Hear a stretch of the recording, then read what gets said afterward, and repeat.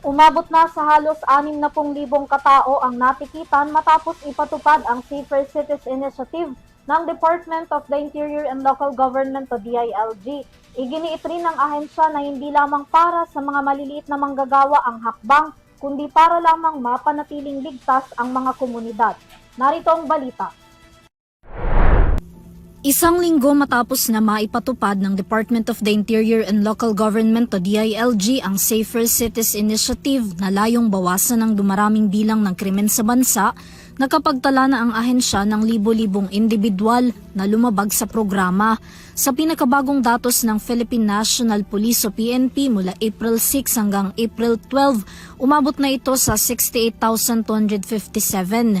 Sa kabuang bilang, 20,804 ang nahuling umiinom at naninigarilyo sa mga pampublikong lugar. 6,156 naman ang walang suot na damit pang itaas na palakad-lakad sa kalsada at 5,789 ang mga kabataang lumabag sa 10 p.m. curfew hours.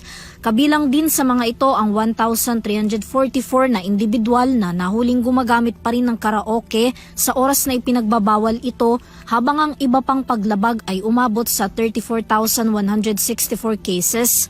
Una nang binigyang diin ni DILG Secretary John Vic Remulla na ang Safer Cities Initiative ay hindi pagpaparusa sa mga ordinaryong manggagawa, kundi pinakalayunin nito ang kaayusan, disiplina at pagpapanatili ng respeto sa isa't isa, lalo na sa mga pampublikong lugar.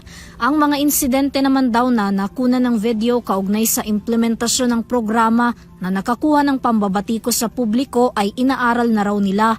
Idinagdag pa ni Remulla na kinikilala nila ang ilang mga kakulangan at pagkakamali na nagawa sa ilalim ng implementasyon sa unang linggo ng pilot run nito sa buong Metro Manila.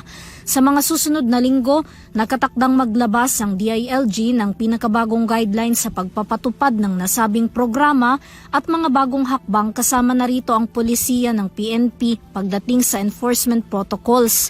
Titiyakin din anya nilang magiging patas, makatarungan at maayos ang magiging operational adjustment ng ahensya sa pagpapatupad ng Safer Cities.